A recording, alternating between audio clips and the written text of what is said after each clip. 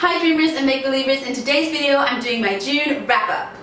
Finally, I have finally finished all 3 books that I was supposed to read in June. It took me a bit over, but I finally did it, so now I'm going to do a wrap-up. Now, sadly, this month, I don't know if it's because I read so many good books this year that the 3 books I read this month, well, 2 of the 3 books I read this month, just didn't reach what I wanted or what I expected, but I wonder if maybe I've just been spoiled by so many good books that I've read this year, because this year I finished the Six of Crows duology, so I read Crooked Kingdom, which was incredible. I finished the Red Rising trilogy, so I read Morning Star, and I finished the Quarter of Thorns and Roses trilogy with A Court of Rings and Ruin, and these were just all epic finales to series, so I wonder if I was a bit spoiled by these awesome stories, because this month I gotta say that it was the first time I DNF'd a book, which is did not finish. I DNF'd this one book. I think I'm gonna finish it. I'm so close to the end, but it was really becoming a chore to read, and I think that's what took me so long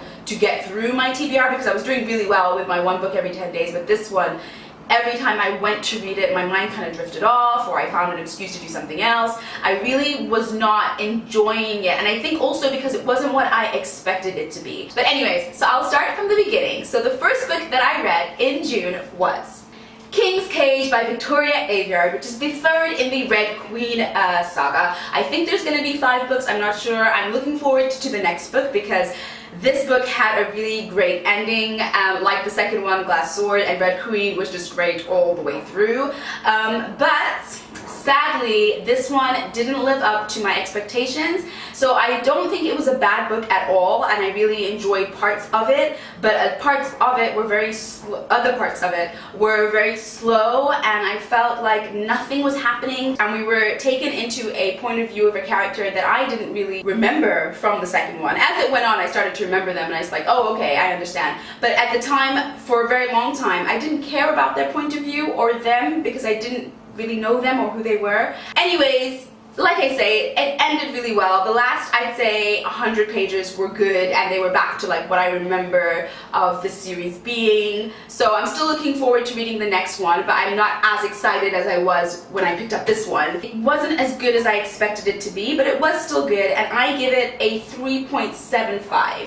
The second book that I read was And I Darken by Kiersten White. Now this is the one that I DNF'd. So as you can see, I am so close to the end, but this is the one that I said I don't feel that attached to the characters. I don't care that much about what happens to their lives. Now, I mentioned in the beginning that maybe it's because it wasn't what I expected. Now, from And I Darken, the title, heads will roll, hearts will be broken, I expected some epic battle-ish type war with a little bit of magic. So maybe that was my misconception. I mean, it was my misconception, but I just thought like she could kind of do something magical. So with this book, like I say, it disappointed me, but maybe for a number of reasons, and if I had known what I was going into, it wouldn't have been as disappointing. I think I'm going to finish it. I've heard that the last few pages or the end or whatever it is very, very incredible, very, very captivating, and makes you want to read the next one, but I didn't finish it, and I don't know when I will go back to it, because obviously now I'm going to start my July TBR,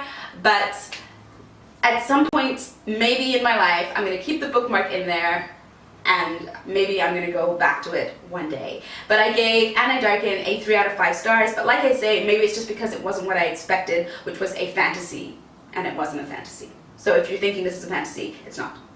Now the last book that I read this month, a bit more cheerful, definitely my favorite of the month, was The Last Olympian, the 5th in the Percy Jackson series. And this one did live up to my expectations. It was what I wanted, and it did make the end of June's reading saga much more enjoyable, and I gave this book a 5 out of 5. It was such a perfect ending. I really loved all the characters, and Percy has grown up so much in this book, and he's so much more cocky and suave, and even more so than he was in the previous books, and he's just so much more captivating, and I just really loved his character growth in this book, as well as the character growth of all the characters in this book, and the stories gripping, and the battles, and just how everything unfolds. I really, really, really, really, really enjoyed The Last Olympian, which is the 5th in the Percy Jackson series. And now any of you out there who might not know, I am doing an Indiegogo campaign to help launch the